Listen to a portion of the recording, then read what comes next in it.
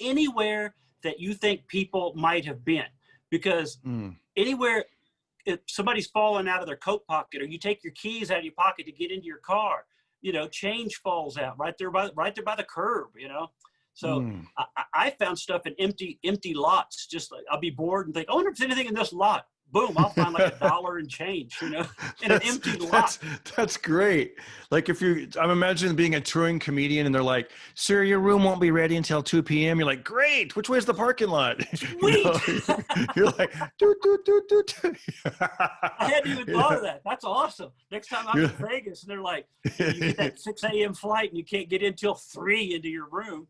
Yeah, you're just going to the back of the parking lot. Just, do you ever... Hey guys, welcome to the Pocket Party Podcast. Do me a favor and hit like, subscribe, and share that link. Let people know about this podcast. Once again, like, subscribe, and let people know. All right, let's get into it. Let's start that party in your ear holes.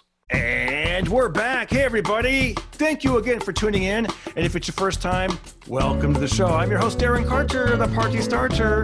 And we have the one, the only, and I'm going to use your nickname, Steve Mudflap McGrew. Thank you, man. Thanks for using the nickname. Yeah. People will always remember a nickname more than they're going to remember Steve. Yeah, exactly. We've got... Stop. Yeah. You know, it's funny because I've gone through a couple of nicknames. You know, like when I was at first, I didn't really have a nickname, but then when I started getting some success, back when I had the bright red hair, I had a bit where I talked about how they called me Rooster. You know, like the Mexican kids at school be like, "Hey, what's up, Rooster? What's up, Fireball? Come here, Rooster." Yeah. So that's then what people. I remember. Right. And so that was around the 6th year mark. And so I got, hey, it's Rooster. What up, Rooster? And it was great. Except, you know, if the name is on the marquee, they're looking for Rooster. They're not looking for Darren Carter. So I had to kind of figure out and then I just kind of dropped the Rooster. And I realized if you do a rhyme, Darren Carter, party starter, like it, that worked. It's kind of fun to say. Weren't you using Duran for a while? Or? That's another one. I feel like a marketing. Yeah, it's true because I'd be like, I'm Darren, but the ladies know me as Duran. And that's another one that stuck, you know, where people are like Duran or Dewan, or it stuck though. It's something that, when did you choose Mudflap when you got into radio, or was that something? Yeah, that's what I was on the air 6 months under my real, just Steve McGrew. And we were doing a show about the rodeo, big rodeo here in Denver. And I was the only one that knew anything about cows because I grew up on a farm. My dad raised cattle. And the program director was like, you need some kind of nickname like, you know, Biscuit or Catfish or something. And, you know, and he goes, you think about it. We'll talk. And he calls me the next day and goes, we're going to call you Mudflap. And I was like, well, thanks for letting me think about it. You know? Yeah. But for a long time, the other comics were like, man, don't do that. You work too hard to be Steve McGrew. Everybody knows your name. You've already done specials. You got out albums of Steve McGrew. And I'm like, what is the difference between going to a TV studio and playing a different character or going to a radio studio and being a character? So the checks work. Yeah, exactly. It's just one more thing for them to remember. You know, the McGrew guy, boom, they'll Google it, you know, or the Mudflap guy, it's going to come up. It's like, you know, and do you still use it, or do you still throw it out there, or is it just one of those things? I use it just like you did, Steve Mudflap McGrew. That's kind of the way I market it, because a lot of people remember me as Mudflap because of radio and almost 10 years of radio here in town. And when I did my Comedy Central back in 2004, my half hour, they called me Steve Mudflap McGrew on that. So nice. I was like, okay, well, that's the exposure. I might as well stick with it, you know? Yeah. Let me ask you, do you sell any merch? Like, do you sell Mudflap merch, or have you ever done it? I did.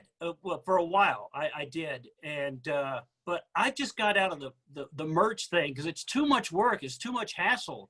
You know, people don't buy CDs anymore. Everything's downloaded or streamed. And next thing, you know, you put out a T-shirt with your Twitter handle, and next thing you know, Twitter bans you, and now your T-shirt's not any good. Exactly. You're like, I know you. Yeah. Cause I read this in a book once. It said today's hip is tomorrow's hack, meaning, what, like imagine you're like, yeah, baby, check out my MySpace. And then boom, next thing you know, it sounds so like what MySpace, Yeah. so And you got a t-shirt that says Mudflap, MySpace / comment. That's, I know, man. It's like, especially now, I think with like print to order, like Teespring and those kind of companies, you could definitely look into that and like have Mudflaps print to order or something like that. Cause I've gone on some of these really popular podcasts and they have everything from koozies to socks to pillowcases. I mean, they have the whole thing, and they don't have it in their warehouse. It's print to order. So that'd be kind of cool. The bad thing about that, I looked into that because I do a video character called Liberal Larry on YouTube, and everybody was requesting Liberal Larry stuff. I want a t-shirt, or I want to, so I looked into that Cafe Press and made stuff, but everybody was like, "Whoa, why'd you make it so expensive?" I didn't. That's what they charge, Oh, yeah. Yeah, you gotta. Yeah, I mean, maybe there's other places like I don't know. I heard Teespring. I don't know. Cafe Press is another one. Maybe there's one that's like a one that makes sense to where it's affordable, but then you still can earn something, because they say laughter is we need to get into. Exactly, because laughter is the best medicine. It makes everyone feel good. We feel good. They feel good. But at the end of the day, we got bills to pay, and we want to. You know what I mean? So it's like, yeah. We don't want to charge them. Here's your $500 mud flap. It's like, man, outdated MySpace. Exactly. I know. You know what though? I held up some old headshots, and people. They're like, hey, I want one of those. I think they have like their man cave or their little place, and maybe it's just to throw darts at or just make a goof of me. I don't care. Yeah. I'm going to sell those. I'm going to get that going next year. I'm going to have, you click here, you get these headshots. I sign them. I'll make it like a package deal where I throw in a bunch of stuff. But I mean, listen, you have all those. I mean, you have so many looks. I remember you when you had the pompadour and the Elvis hair. The Elvis, by the way, look at the shirt. I was going to congratulate you on that. That is one of the most awesomest shirts I've ever seen. You know what? A fan sent this to me, or he gave it to me. I talked about Elvis. He came to a show, and look at this. It's like Heartbreak Hotel. It's that's nice. This is bad. I haven't even had a chance to wear this in public yet. This is like a quarantine shirt, but it's man, I love this shirt. This is it fits right. It looks good.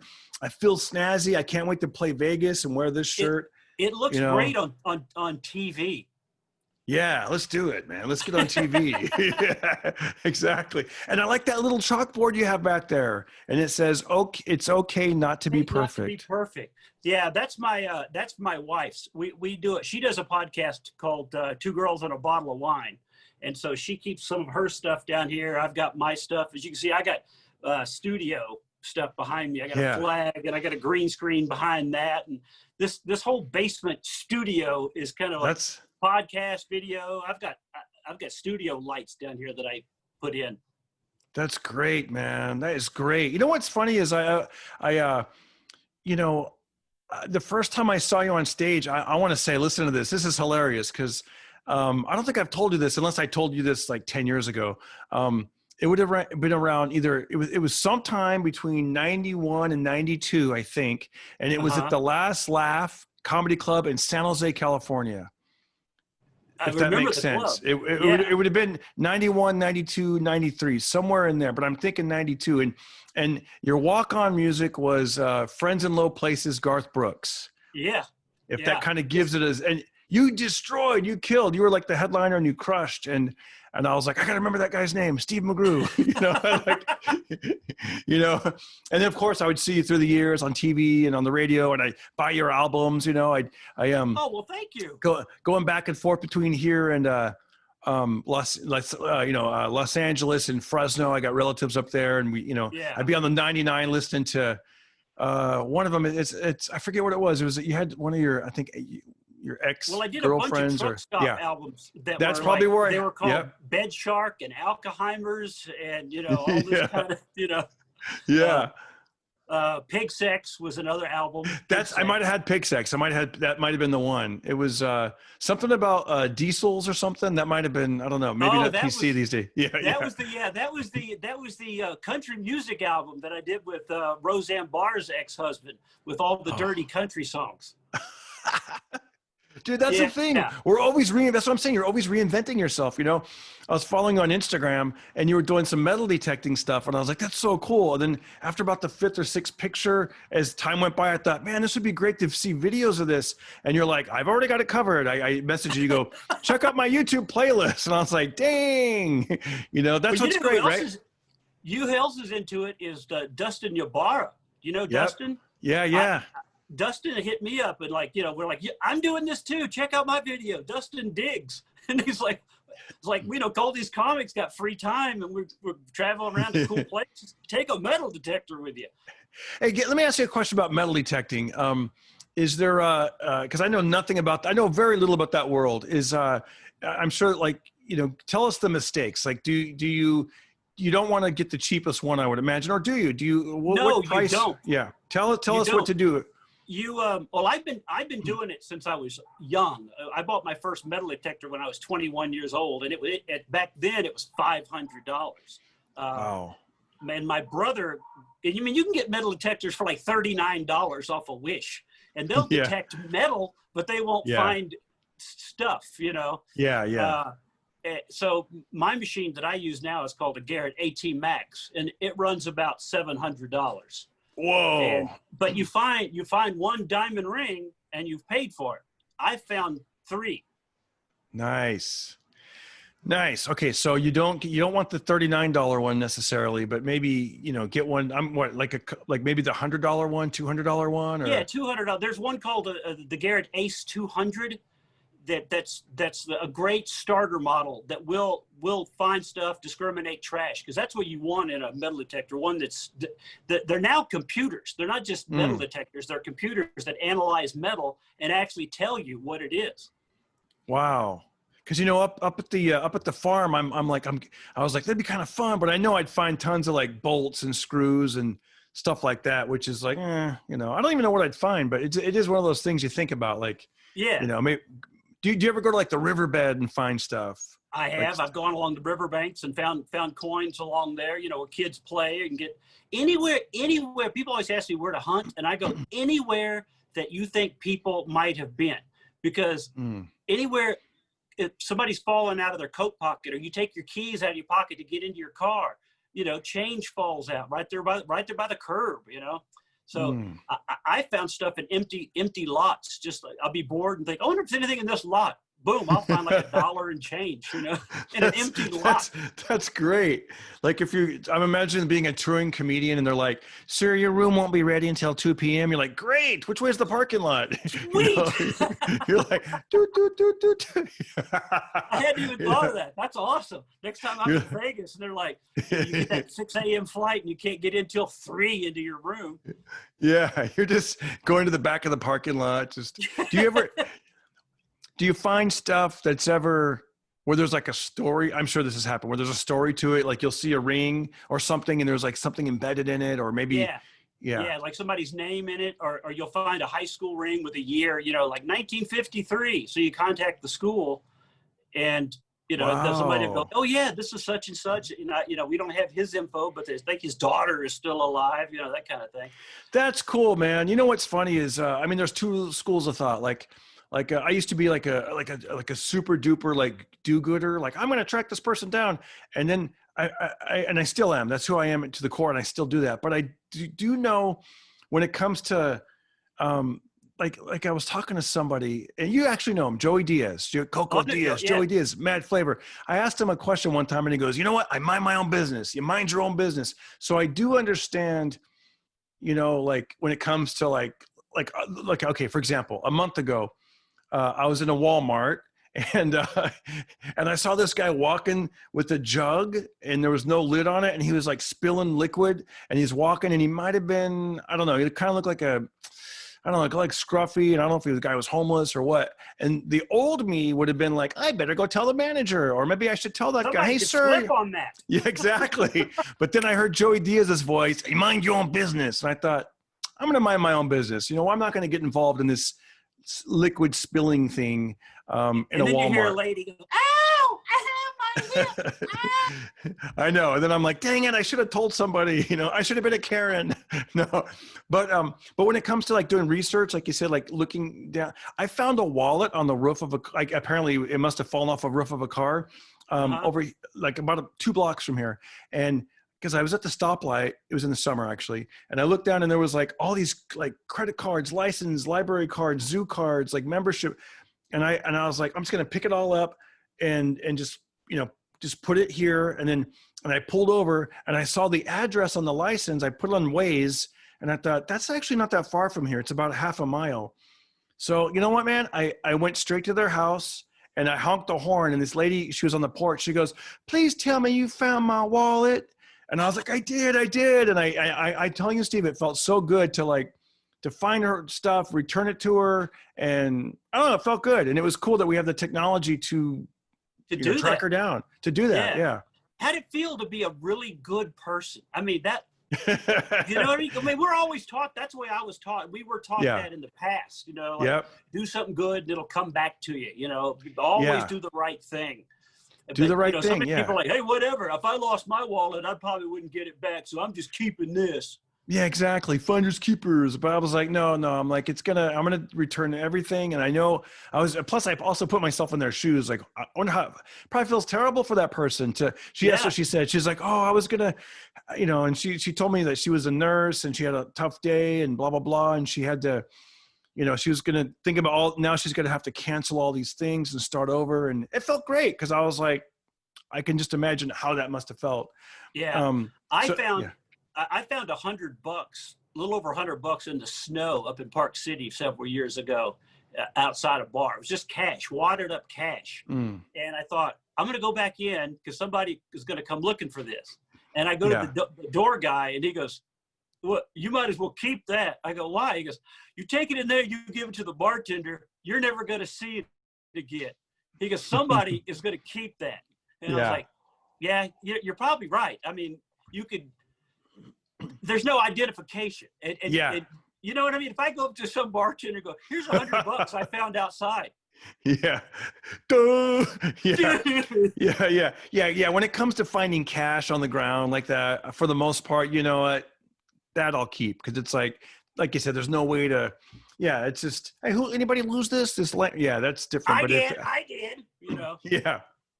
Yeah. So I've had people do that to me when I'm out metal detecting. People will be like, have you found anything cool, like a ring? And I go, yeah, I did find a ring. Oh, that's mine. I lost it. You know, like, no, you didn't. You're just asking me and you want to know. Yeah. I mean, I lost my keys once, you know, I was jogging and I had my car keys, my house keys, the whole thing.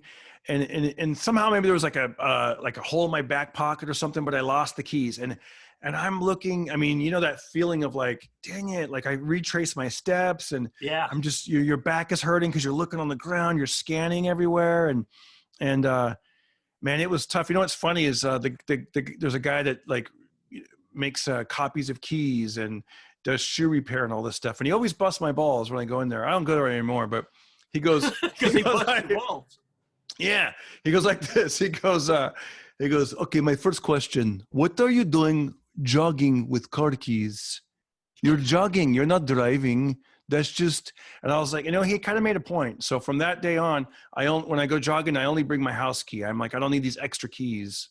Yeah. I lost a full set of car key, you know, like the full set, car key, house key, a garage key, mailbox key, post office box key. All of it. And I did it like you did, retraced it. Cause I knew exactly where, you know, I was walking through this neighborhood. I was just out for a walk. Yeah. And I'm like, it's gone. I don't know. I retraced, went to the exact same thing. Nobody, you know, somebody picked it up, but I never saw them again. And that's annoying. Cause then you got to get all those keys. Like where do I get a new house key? Where do I get a new post office box key? I know. Where do I get it?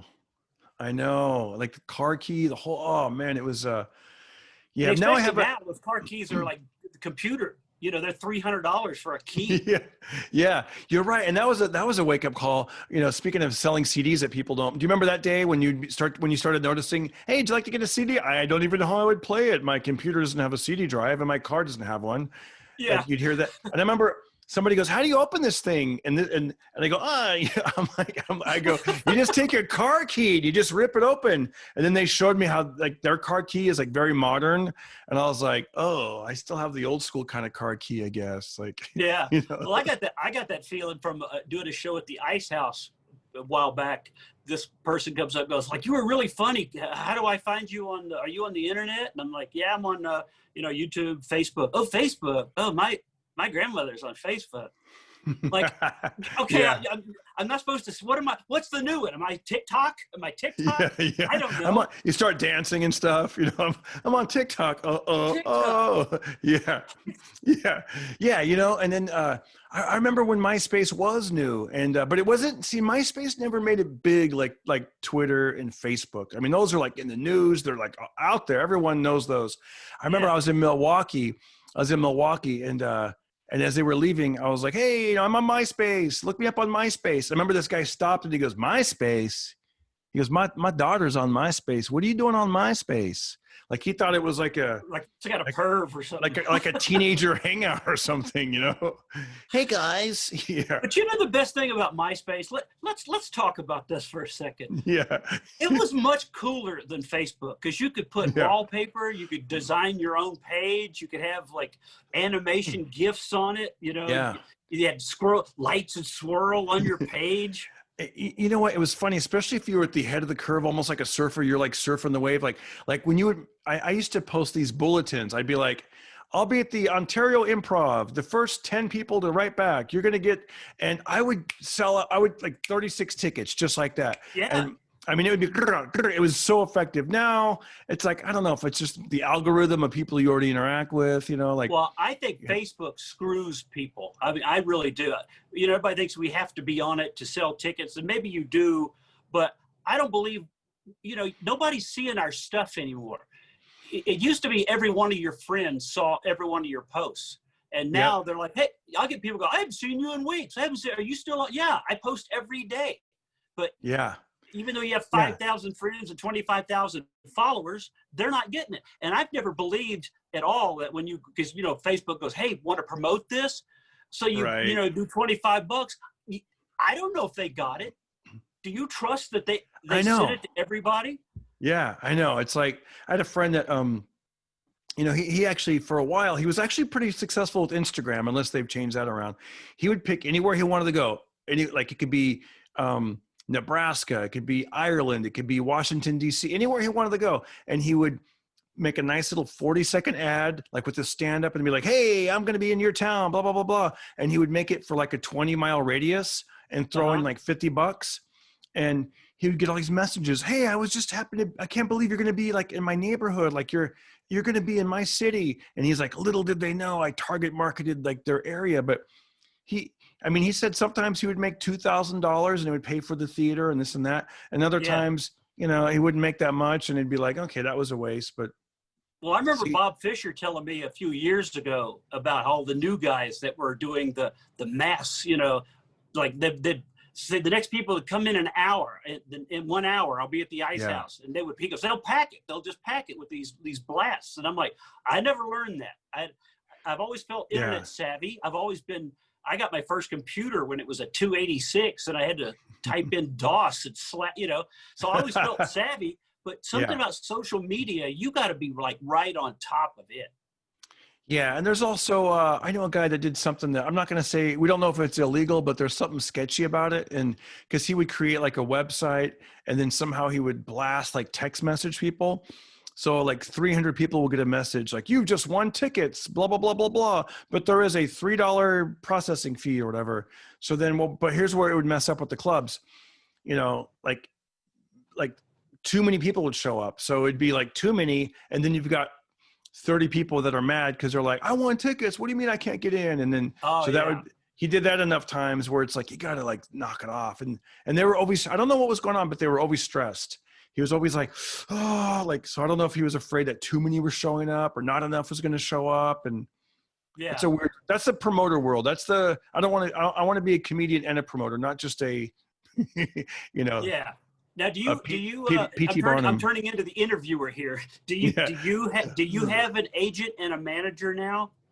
I had a manager and he was an awesome guy. And in fact, it was at the point where he was like, he didn't even charge me commissions. I remember he was like, you know what, take this money and just, invest it in your career. And then he just became kind of a guy I would check in with and then I got to the point where I'm like, why am I even checking in? He's not doing anything. Yeah, because the whole, like you said, the internet and social media. And then, people watch this podcast and they'll, thank you people, by the way, for the Venmo donations, the PayPal donations, the Cameo. I think it's almost like what they call peer to peer. People will be like, I like what you do. I'm going to, yeah, whatever. And the manager, no. Agent, yes. But once again, it's kind of my relations from the years. And also, people will message me, hey, have you ever been to blah, blah, blah? Because I own a sports bar and blah, blah, blah. And for this amount of money. I get that too.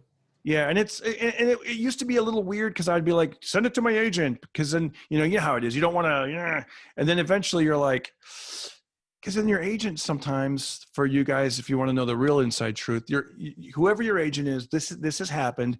They'll be like, we want to, hire Steve McGrew for X amount of dollars. And then the guy will be like, you know what, I can get this other person for just a little bit more. And then all of a sudden the other comedian. More, I'll get you Joe Rogan.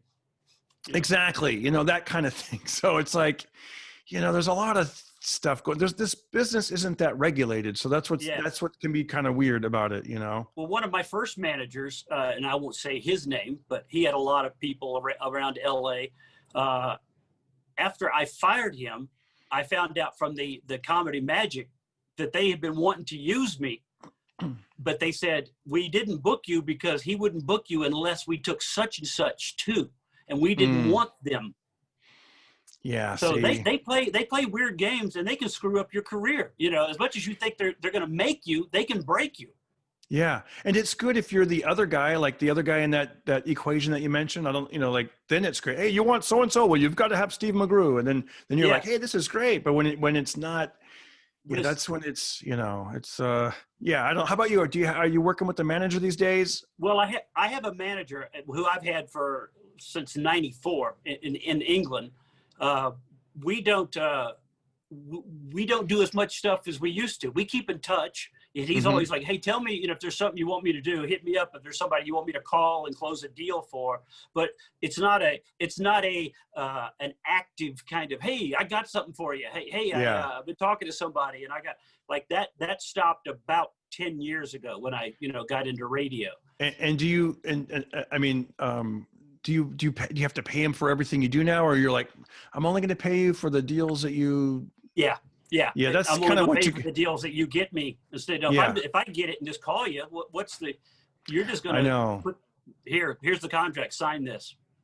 Exactly. It's just kind of like, and it's funny because I've been reading a lot during this pandemic. I've been reading a lot about show business and the history of different performers and what happens and the pitfalls and also some of the blessings and things that are good for people. So I like to just see what people are doing and kind of learn. And like I told you the other day, like I figured out like with Instagram or anything, Twitter or whatever, you could only usually put like with Instagram, you can only put one link in the bio. So I'd be like, check out my YouTube link. It's in the bio. But then I'd be like, well, what about my podcast? And what about all these other things I want people to look at? So then I found out there's this thing called Linktree. So now I have a Linktree. They click link and then boom, the 9 or 10 or whatever links pop up. And if they want to go to Cameo or listen to my albums on Spotify or whatever, they're all there. Like those little things like that, a manager wouldn't even know about that. Yeah. I saw that link you sent me to Linktree. I checked it out. It's very cool, your Linktree,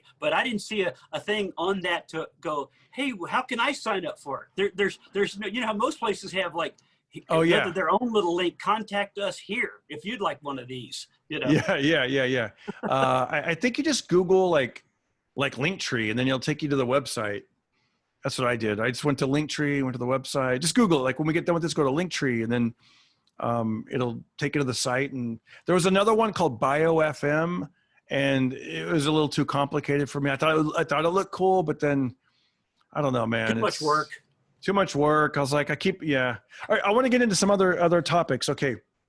Listen, I'm a huge old school country music fan. I do like some of the stuff that's out now, I guess, but I'm really, especially now with like specialized, I can take a shower and put on Spotify and pick one of my favorite artists and just hear all of their music, I want the Merle Haggard channel. That kind exactly. Of like I remember, it's funny. I was on the road a few years ago and this guy was driving me. We had to do a casino. He goes, "Hey, what, he didn't have satellite radio or anything. He goes, what kind of music do you want to listen to?" And I go, put on the country. Cause when I was really into country, I go, put on the country channel.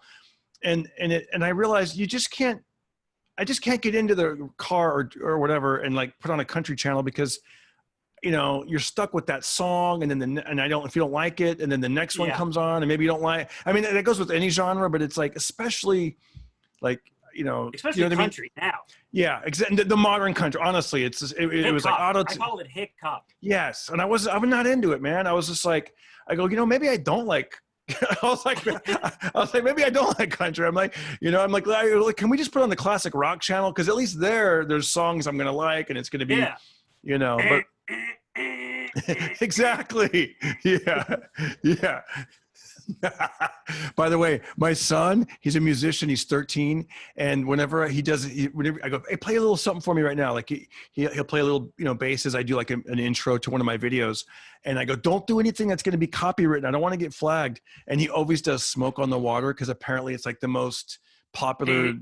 Yeah. So I'm going to show him this and he's going to get a kick out of it. So I was like, so don't do that again, Steve. Smoke on the water. Yeah. Thanks, Steve. I'm getting $0 for this now. No. Yeah. You got banned off Twitter. I'm banned off YouTube. What the hell, man? Well, but my wife and I are doing a Vlogmas for YouTube. I don't know if you know what Vlogmas. I saw that. What is it? What's a Vlogmas? A lot of YouTubers do it. It's the 25 days of Christmas, and you do a video vlog every day for a Vlogmas, day 1, day 2. And we were at a ice skating rink. Now we were vlogging, and I posted the video, and I get a ban from YouTube. We're not going to not a ban, but like a little alert, like, hey, what was the song? This is not an official strike, but we're not going to monetize your video because of it had Bon Jovi play. Ice rink. There's music in the background, and so there was a thing on it that I'd never seen before on this email. Would you like to take out the track? And I was like, yeah. So apparently YouTube now because everything's digital, they just silenced that one period of the Bon Jovi song and they monetized it. Wow, that's smart. And what about, and how long, and so when they silenced it, are you still on camera, but it's just silent? On camera. Yeah, still on camera. It's just how long did that happen? Like 15 seconds, which seems like forever in a video. You can do a voiceover on that where it's quiet. You could go, and here's what happened, blah, blah, blah, blah, blah. Because I've done that before. Like I've plugged in the voice. It's kind of, have you done that yet? Have you done voiceover on your videos yet? A couple where I forget about it to film a transition and I'll go, what you didn't see there was. Oh, that's good. Yeah. Okay. Here's what I want to, this is great because there's a lot of people, and you know how this is with country music. It's very polarizing. There's people that are like, they can't stand it. They don't want to hear it. But then there's people like us who love it, who, and I got to tell you, before I tell you about the country music, a genre that I'm reacquainting myself with is the blues. I live on Sirius XM, channel 74. Do you listen to blues music? Nah, nah, nah, nah. Yeah, great. Yeah. Oh, I just remembered you're a musician also. You have a band, or you were in a band, or you are in a band. Yeah. I haven't played for 10 years now, but when I was at the radio station, we had a band, and we opened for Taylor Swift, Rascal Flatts, Eric Church, Kenny Rogers, and it's all because when you're the local DJ and your radio station is promoting the show. They're like, we'll use them for free. Exactly. Yeah. That's funny, man. Oh man, there's so much. Oh gosh. Okay, so there's so much I want to ask you. But okay, let's get into this. Well, let me Okay. ask you real quick. Did you meet Kenny Rogers? I love Kenny We Rogers. did. We met Kenny a couple times, but we opened two of his shows. He was a super nice guy. I heard he's a super nice guy and he likes comedians. He's a funny guy, I heard, and a lot of neat stuff. Now, Yeah. what about Taylor Swift? Did you stay away? Which she seemed like she would be not into like local DJs. Like she Well, likes to she sing, was right? this was right before she got famous. Her album had Oh. just come out. The very first album had just come out, and that song Tim McGraw was breaking. Yeah, I very think first Tim. Yeah. Yeah. And so we opened her show, and she was like, 17, and she was like, "Oh, you guys are so much fun. Thanks for doing this with me." That kind of thing. I could see that. I wonder how she'd be now. I don't know. Because didn't she sue a DJ or something for? Yeah, she sued a Denver DJ at the Oh, station I oh, used to work at for apparently grabbing her butt. Yeah. And as Fraser Smith says, what butt? Hey-o. He Hey! yeah. He always says that. Okay, you said Kenny Rogers, Taylor Swift. Eric Rascal Church. Eric Church. Now, what was he like? He was nice. He was standoffish at the concert, but nice enough after. And we ran into him again later on, and he's like, "Yeah, I remember that show." And he was like really nice about it. But at the show, he was in that Eric Church mode. Yeah. I'm the badass. Yeah. He's another guy that I really liked for a while, and I'm just not. I hate this. I don't want to talk bad about people, but I'm not as into it. I love that Smoke a Little Smoke. I like that song. That was great. And that one of the first albums. I don't know what it was, but I had that album. It was great. But he had a song, another song, Two Pink Lines, about getting his girlfriend pregnant. And great song. Great stuff. Great stuff. But my wife is like Eric Church can do no wrong. I mean, no wrong. She's got a TV set with the name on, if he's on anything, it records it. Oh, that's cool. Now, why does he wear the sunglasses all the time? You ever wonder about that? Because or is it just a little smoke. Oh, okay. Smoke a little smoke. and then Rascal Flatts. I love that song. That's what I'm doing these days. These days, yeah. That's a good one, right? Like, we saw them in concert with Blake Shelton. And now granted, we didn't have the best seats, because I will say when you're up close, like really close to the stage, the concert experience is so much better. We were in the nosebleed section, and also I think, is it, what's his name? Gary Vox? No, the lead singer. That's what I'm doing. Yeah, Gary Vox, the lead singer. Yeah. So his throat was hurting, so he was not singing a lot of the songs. He was off stage, and then he's the singer. How do you know? I know. So the other guys were like, "That's what I'm doing these days," or whatever. It wasn't the same Rascal Flatts experience. It wasn't the same. Well, that's why I've always said that a singer is the band. You know what I mean? You could there might be the Rolling Stones, but one of those guys can be gone one night, but Mick still sounds like the Rolling Stones. Yeah. So to me, it's Van Halen as David Lee Roth. Now, I like some of the Sammy Hagar, and I like Sammy Hagar when I see him on television. I love his interviews. I like him as the person. And if he, if that was its own band, I would like it. But I don't like when I put on Van Halen Spotify and I'm hearing these great Van Halen, David Lee Roth songs, and then all of a sudden, go ahead, jump. Yeah, I like that. Or, pan him up. But then you hear, one of those slower, like, but I do like Sam. I do like him, though. It just, But he can't drive 55. Exactly. Like, I like that song, I know. Okay. But let's talk about the music that we love. And I love this stuff. And I don't know anyone else I can talk to this stuff about, because they might not even know who this person is. But I'm a huge fan of this artist from the old school, Tom T. Hall. Okay. I love Tom T. Hall.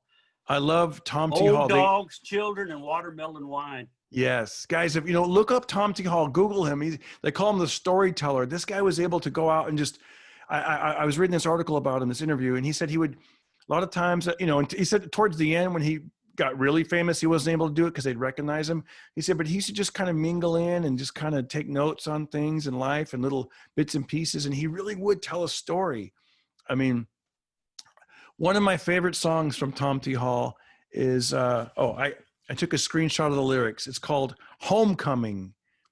I don't know if you know I don't Homecoming. know if I know that one or not. You'd know it if you heard the melody, but I don't want to get pulled from YouTube. But basically, it's the one where he's in between gigs. He hasn't been home for a really long time, and he stops by and says hi to his father, and it's all kind of a one-way conversation, almost Oh, like Bob Newhart with the phone call thing. yeah. He's like, I guess I should have written Dad to let you know. I won't even do the melody, but basically, he's talking to his dad, and the inspiration for that song is his father was a Southern Baptist minister, and he never quite understood singing and getting paid to sing and being a singer. And he said that his father, there was an opportunity to be a manager of a department store, and his father wanted him to do that because he's like, hey, I can get 50% off khakis or Yeah, whatever, yeah. Well, very much along those same lines.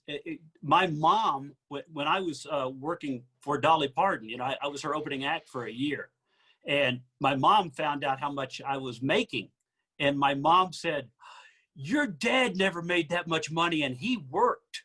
Oh, He worked. yeah. I I know what she meant, but yeah, They never, I what we know. do was never work, I know. It's like, because we make it look so easy. Like, Yeah. hey, how'd you like opening for Dolly Parton? I can think of two good reasons. No, I can take no. exactly those two Yeah, reasons. yeah. Yeah, actually, there's a picture right here on the desk. I'll show it. There's me with Dolly and my wife. Oh, that is so cool. Yeah, I hadn't talked to Dolly in years, and she came to Denver, and she was going to be in Denver, and it was on my wife's birthday, and my wife has never seen her or never met her, so I called, and Dolly goes, "Baby, you bring her up here. I'll give her the VIP treatment." So that's how sweet Dolly is. I would imagine she seems like, she's got to be like what she is on all these interviews and everything I've seen. She's exactly what she appears. Yeah, that's what I think, that's what I was hoping. I was hoping you'd say that. And I kind of believed it without even meeting her, but just, she's one of those people I had a crush on when I was like 7 or 8, you know what I mean? Yeah. And it wasn't even the boob thing. I just liked her personality and her sweet voice. And the very first night that I worked with her, I told her road manager, I go, this is so exciting to me. I'm a big Dolly fan. I go, I even went to see her in concert on my 18th birthday. He goes, that's cool. Don't ever tell her that. Yeah. It would make her feel like, what was that, 40 years ago? Exactly. Yeah, exactly. I know. I remember one time there was a comedian, Bruce Baum. You probably remember Bruce Baum. Yeah, I remember Bruce. And I remember hearing him on the radio when I was 13, and I was like, I wonder if I should tell him that. And then I thought, I better not. I think I finally told him, once I was like, well, I'll just tell him. But there was a moment there. I didn't want to be like, gee, But okay, so back to this song, Homecoming. Okay. So one of the lines that I really like is it says, he goes, "I'm sorry that I couldn't be there with you when Mama passed away. I was on the road when they came and told me it was just too late. I drove to the grave to see her. Boy, that really is a pretty stone." And that's the idea. He's just doing small talk with his dad, and it's a little comfortable. And he's like, "Well, Dad, there's a girl out in the car. She's one of my singers, and well, we got to head up to Carterville tonight. And all right, Dad, give me your phone number. I'll give you a call." And it was just, it's just an uncomfortable, a tearjerker, like uncomfortable, like where you're sort of forced to go visit a relative. Not really, but you're forced because your heart tells you, I got to go see him. And then the small talk of, okay, the next song, Tom T. Hall, another Tom T. Hall song. A lot of people probably know this one, Ballad of $40. Do you know that one? I do know that one. Yeah, that was a big one for him. That was a big one for him. And that one, basically, for the listeners, it takes place. He's in the song, he's working at the cemetery, and he's seeing like this guy that passed away, and he's commenting like, "Oh, that's a new truck, and boy, that bride sure looks good," and this and that, but he's like, at the very end of the song, he goes, "Well, here I am, and there they go. I guess you just call it my bad luck. I hope he rests in peace. The trouble is, the fella owes me $40. Yeah, and he said that when I was reading about that one, he said that he kind of came up with that idea because he used to actually work at a cemetery, and sometimes him and the other guys that worked there, they would wonder, like, because they'd see like a brand new vehicle, and they'd be like, wow, I wonder who's going to get that. And what if What's someone the owed story? you? Yeah. What if someone owed you money? Like, do you just let it go? You can't be like, well, your husband owed me 40 bucks. And it's like, so he comes up with these great ideas. Okay, I'll save this one for next time. It's a different artist. Well, I'll just throw it in there. Why not? I'll do it for now. Merle Haggard, Mama Tried. That's a great classic song, That's right? one of the greatest songs of all time. Yeah. Yeah. Yeah. He's, I was 21 in prison. Oh, it's so doing good. life without parole. No one could steer me right, but Mama tried. Mama tried. Mama tried to raise me better. Her pleading I denied. And that leaves only me to blame because Mama tried. See, Steve doesn't need no damn iPad for this. He's like, first thing I remember knowing is a lonesome whistle blowing. oh, And yeah. a youngin's dream of growing up to ride. Oh, that's so good. Bakersfield, right there. Bakersfield, Oildale, Right there, I think. Bakersfield Sound, man. I watched the CMT Outlaw concert live. I want to say 2006. My wife and I went, and he did a duet with Toby Keith, and it was so good. It was so good. And for some reason, there was some kind of technical mishap, and they had to keep restarting the song. And we got to hear that famous guitar lick in the beginning. I was 21. It was so good. And it's man, that song is. And you know what's funny? That I think my wife really, really likes that song because she's a mother now. And when you're a mother, that song must mean a lot more to you. I mean, we like the song because it's the story and it's good and it's Merle Haggard. But I think great tune. I think a mama, they're like, hey, that's me. I try. We went to see Merle. I saw him twice the year that he died. It was right before he died. He was at Denver, and then he was up in another place in Colorado. And on the last show, he was doing the between songs, and he had to take a break. And his son did a couple of songs, and he came back and did a couple more. And it was a very shortened show. And then he died soon after that. But I felt really privileged to be able to go, man, I saw him before he went, I read an article once about Toby Keith filling in for Merle Haggard, and when Merle wasn't doing well, so the band could still earn their money and make their money. And his son goes, I'll always have respect for Toby for doing that, man. He stepped in and filled those dates and helped us out. And, I appreciate that. Have you listened to Ben Haggard? Ben sounds just like his dad. He's the young one. I think he's only 21 or 22 now, but he sounds just like his dad. Wow. And he's been touring with the Strangers. He's been, like you said, he's with Dad's band. That's cool. I think I followed him on Instagram, or I know his name. I definitely know his name. Okay, here's another one. Another Tom T. Hall song. It's called "I Hope It Rains at My Funeral." Oh, I don't know that one. Oh, it's okay. I'm gonna. So Google this one, get done. his whole life is just like sad and depressing, but it's so good. The song is so good, and I love this one line here where it says, where he finally meets this woman, and she says, here we go. I met a nice girl, and she said, he goes, I'm trying to restrain from singing, but he goes, can't sing it. I know. I met a nice girl, and she said I was her baby. She let me go and would never tell me why. And I learned what it means to be somebody's baby. It means they let you lie in your bed by yourself and cry. Oh. Yeah. Yeah. And then it goes on. And then the very last line of the song where he says, if I had one wish, I hope it rains at my funeral, because for once I'd like to be the only one dry. Yeah. Oh, that's going to tear me up right now. I know. Oh, yeah. Yeah. That one. And then these are not quite as classic. This is from 93 and 94.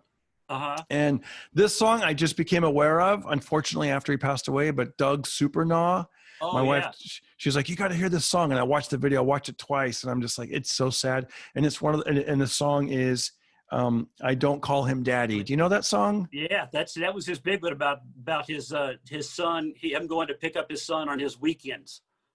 Yeah, that's one where you're like, I mean, guys, go look at that. And it's just sad because he goes back and he sees his ex-wife and her new husband and the little boy. But then the little boy's like, you know, like, Dad, I don't call him daddy, you know, and it's, oh my gosh, it's a tearjerker. I And don't call him daddy. yeah. And along those lines is a Toby Keith song. And it's, Who's That Man? Do you know that song? Who's That Man? Running My Living Life. my life. Living my life. Yeah. Yeah. It's so, Where he drives by the house. That's my house. That's my dog in my front yard. That's yeah. my car. But who's That's that my man running my life? Yeah. I mean, that stuff just hits hard. It's like, that's my house. That's my car. That's my dog in my backyard. And it just goes on. That's the tree I planted. There's a thing. And he's just kind of outside that, just driving by slowly, just looking at it. And he's seeing the kids. They're like playing with the new dad. And it's just like, Yeah. oh my gosh. You know, See, like, that's when country music was good. I try to explain this to people that they're into it now because it's all like, you know, cruising, we're cruising, we're going down a highway, we're heading to a bonfire. Like, no, you got to have songs like this that just go, man, I miss my daddy. yeah, You know? I got to pick up a phone right now. Right now. You know? Gosh, I'm telling you, it's like, I don't know what other genre, maybe, you know, blues or something could make you cry, but like, that's what I'm saying. I've been getting into the blues in the same way that I felt about, because I grew up listening to country music and then I got away from it and I got into whatever was popular and I got into hip hop and stuff. And on the road, I would listen to country because it would make the stories, you know, when you're out there on the open road, but I love country. Like, it hits you like no other song. And, I know, I forgot one. The Statler Brothers. I like the Statler Brothers. There's a song, it's called Home. No, it's called The Class of 57. Yeah. Do you know that one? Yeah. And that's great. And that one, in the song, they're going, you know, person by person. There's this person and what they're doing. And then in one of the lines in the song, they go, life gets complicated after you turn 18. And I'm like, ain't that the truth? Right. Yeah. Yeah. It's just that's, like, you know, when you talk about 18, just to veer off for a second, Alice Cooper's song, 18. Remember that song? I'm 18. I remember being a teenager, like 13, and thinking 18 was really far away. And he's singing about turning an adult. Life is hard. 8 lines fold on my face and hands. You know, no, you're 18 years old. Shut up.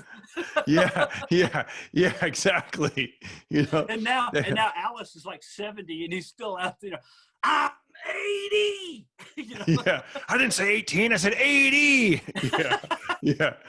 I mean, that's funny if you put an age on a song, because then you can look creepy the older you get. You're 16, you're beautiful, and you're mine. You know, yeah. You got to kind of, you know, you know what? That's what political correctness has done to us, though. This whole thing. Like, I watch the old TV shows now, and I see them, like, you know, Leave It to Beaver, and they got the little girl, come sit up here on my lap, the fire guy, and tell me, you know, what's going on at the school. And you're like, ooh. They'd never let a little girl sit on a guy's lap at a show now, you know? Gee, Wally, was down at the fire station and I got to slide down the pole. And, gee, it felt kind of creepy and whatnot because I was wearing shorts and my legs started getting a burn. See, to be all innocent, but then now, dude, I'm telling you, the name of my podcast is called Pocket Party. And I thought, hey, it's great. It's called Pocket Party. You know, you take out your device and there's a party in your pocket. Like, it's, but you're thinking about pocket pool. Yeah. I had like this clean, wholesome idea, Pocket Party. And then I went down to the Comedy Store and I was on the patio and I told this guy, I go, hey, I started my podcast today. My first episode went up. And he goes, what did you call it? And I go, Pocket Party. And then boom, all of a sudden, the comedians are just coming at me. Pocket party. He goes, that sounds like something we should do in jail, bro. We'd like have a pocket party. Yeah, where you cut a hole in the bottom of your pocket. Exactly. I'm like, no. And it was like a pocket party. It was innocent, but yeah. So, you know. I hear you. Yeah. Yeah. You know, I want to mention, I wouldn't consider this classic really, but I also love the Oak Ridge Boys, you know? Oh yeah. And my son is 13. He started his YouTube channel. His name is Austin, but he goes by Os the Bass Boss because he plays bass, but also he really loves those low notes, his bass voice. And he's a huge fan of all these bass singers, J.D. Sumner and the Stamps, who Richard Sturban was in the Stamps. Part of, right? And so my son knows like all these famous bass singers. He'll tell you their names. He knows their names. I go, what's the singer of the Grinch? And he goes, you mean Thorough? And he like says his whole name. I can't remember his name. Thorough. Mr. Grinch. Yes. And he goes, fun fact, Dad, fun fact. He was also the voice of Tony the Tiger. They're great. And I'm like, wow.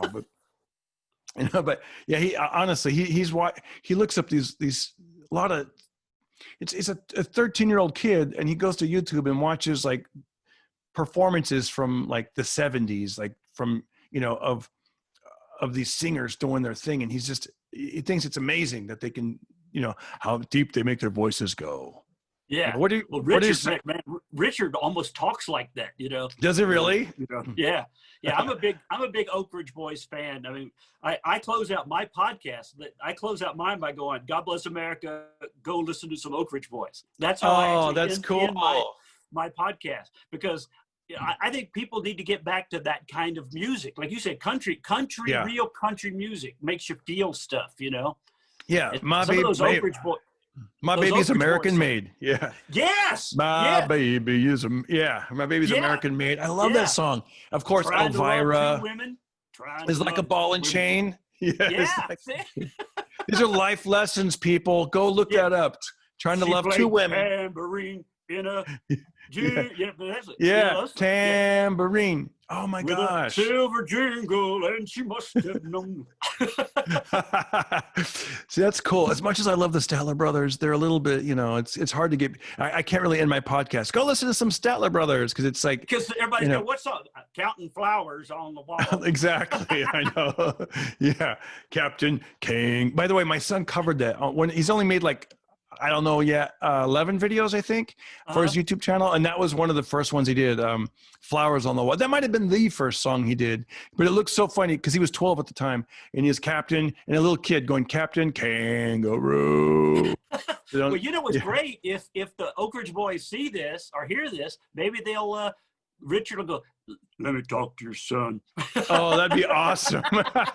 You know what my son would do too? He would listen to, he likes it. He'll listen to an Oak Ridge Boy and a song, and he could go through it note by note and be like, your low note was an A-5. I don't even know what they're called, but like he does it. He's able to go, he's got perfect pitch. He can tell, and he'll leave comments on people's YouTube channels, like with timestamps, like this was a little flat at the A note. And well, no, he doesn't. We told him, just keep it positive. We're all about but he'll be like, that was a C7, and that was a D F, and that was an F natural, and I don't know the notes, but Yeah, I don't either. I know even when I had my band, like I know my chords, my bar chords. I know them, and I can play well enough. You tell me, like, this is what the song does. Okay, I can do that.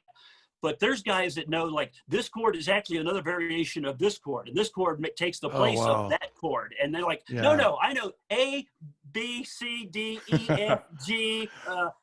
Did you play guitar? Minor chords? Or yeah. Did you play guitar? Yeah. Is that what you played? Yeah. Guitar and sang. See, I couldn't I couldn't get to the bar chords. All I could do was like open chords, like a C, a D, an A, a G. But then once it got to that part where your fingers are like trying to press, I was like, I can't. I was like, it's and it's great. You can still do the open chords with a capo. You just keep moving it down further. Like this is in the key of E, so I'm gonna move it down and play the same chords, but just in a different area on the guitar. You know what? When you see a natural, like when I see my son, like people who have it, it's just like, you know what? You just do your thing. I mean, he in between classes or in between like homework or whatever, he'll just play music. It's not one of those kids where you're like, okay, do your 10 minutes a day. No, he's just like off and running, doing his thing. And well, when you see somebody that really plays, I mean, that really gets it, probably like your son. Like there was a guy here, and I wish I could remember his name, here in Denver. I was mesmerized by his guitar playing because he sounded like he was two people. He was doing chords and lead at the same time. He knew enough that would be like, oh yeah. And you're like, how do you do that? How do you know that stuff? Yeah, it's incredible too, because when I did try to play guitar, this was back in 2002. I remember we didn't even have a computer. I used to go to my mother-in-law's house, and she had web TV, which she bought at Sears. And I would go to tablature.com or whatever the website was, tab.com. And I'd be like, let me see, let me go with the Iron Man, like recognizable, like dun, dun, or whatever, like Smoke on the Water, like all those, the beginning of Pink Floyd, the Money, doon, doon, doon, doon, anything that I could remember. And I would try to just practice. And it never really sounded right when I did it. But now I tell my wife, does this sound like a song yet? But just picture this, but faster, and but now it's like, my son's going on YouTube and like, he can just watch what they're doing. And like, it's just, that's cool. The tools are there for people to like learn and stuff. But hey, Steve, I know I said, let's just do a short one today and we could just keep talking until your plane leaves. I know you got a big flight, but thank you for coming on. I loved it. I'd love to have you back. Please tell me you'd come back. Do this again. Let's definitely do it again. And we'll do, like topics, we'll pick something and riff with it. Let's riff with it, man. I love it. And I didn't even get to my 5 questions of happiness, but yeah, we'll do that for the next one then. We'll save it for the next one. Have a great tour. People can see you on Instagram. Where can they find you on Instagram? I'm Instagram it's Steve Mudflap McGrew. It's Steve _ Mudflap _ McGrew. That's Instagram. And on Twitter, I'm at Remasculate, my podcast, because my at Steve McGrew got permanently suspended because apparently, you can't say certain things on Twitter anymore. Yeah, you know what? And you and I were talking on the phone. Certain things that I've said on stage, like jokes and this and that, I guess in the printed form or when you read it, maybe it could look more harsh or whatever. So I'm like, I'm just going to keep everything safe for when I write stuff. I'm like, hell, whatever. And we'll see what happens. Like they could probably still get you for whatever. But I actually went on Reddit. I don't know if you go on Reddit. That's another. I do. That's a great site where you can like post and get your videos out there and kind of find a crowd that you think that would basically you're just feeding meat to the lions. Right. Like because you have to. Have a certain number of points before you could post videos. So I would post like, here's a sunset, like to the groups of, like basically giving, like I said, meat to the lions. Like you guys, like it was called like things that are cute. And I'd be like, here's a panda, here's a pig, here's a sunset, whatever. Yeah. Cause I'm just trying to be able to finally, I got 1,000 likes. I'm able to get to the next level of, but I wrote like, there was one, it was called like, like kids say the darndest things, like that kind of thing. Yeah. And I put one of my jokes in there and they banned me because they don't mess around on Reddit. They'll ban you. And I got banned on that subreddit because they said I was fat shaming, but I wasn't even, I could see how they would think that, but it wasn't. And I wrote back, hey, that's not what I meant, blah, blah, blah. And they were like, that was fat shaming. That's, zero tolerance or whatever. Yeah. Well, I did another podcast earlier today with a guy and I told him about this article. I found an article that was written about me in '98, and it was a joke that I had made about Leonardo DiCaprio. And because now remember, this is '98, and I'm like, I don't get it. I don't see his appeal. He doesn't, it's not sexy to me. He looks like a chick gym teacher, and that would get me in trouble today. Which you know what I mean? Yeah. What are you saying? You're making fun of somebody's looks, or you're making? Yeah. What do gym teachers look like? Well, what? Yeah. Were you stereotyping? I know. I remember I did a college, and I was with another comedian, and they go, and the lady that was giving us the little tour, like your stage is going to be here. He referred to he goes, oh, he goes, where is that? He goes, where that chick standing over there? And then she got kind of mad. She goes, we referred to. And then this was like 20 years ago. She said, we don't call women chicks. And then he was like, sorry, it's just years of programming, I mean, because come on, think about it. With Happy Days, Fonzie, I get all the chicks. Yeah, yeah. I mean, words are changing and we got to, I don't know, and man. I don't think they should. I think there's one thing that we learn to be nice, maybe nicer. But I don't think we have to make up, don't say this and don't say that. That is really, I know people are like, oh, he's just going to talk about PC culture. But I think that it really takes us to a place where it stifles all conversation. You're afraid to talk, so you just don't say anything. You're afraid to have an opinion about it and then the only opinion is the one that you should be arguing about. Exactly. You know what? Like I said, when we could keep talking, this is great. Okay, Steve, you're the best. Thanks for coming on. Check out his podcast, Remasculate. And listen, My man. YouTube channel is Mudflap. Yeah. I didn't even use my real name. It's just youtube.com/Mudflap. So that's my YouTube All right. channel. I think we should listen to some Tom T. Hall and some Oak Ridge Boys. You got it, brother. See you, buddy. All right. See ya. Thanks for having me. We're done with this interview. So the other day I was standing in the kitchen and my son was like, Dad, why did you write down that you weigh 190 pounds? And I'm like, I never wrote that. And he goes, look. And he held up my driver's license. And I was like, ew.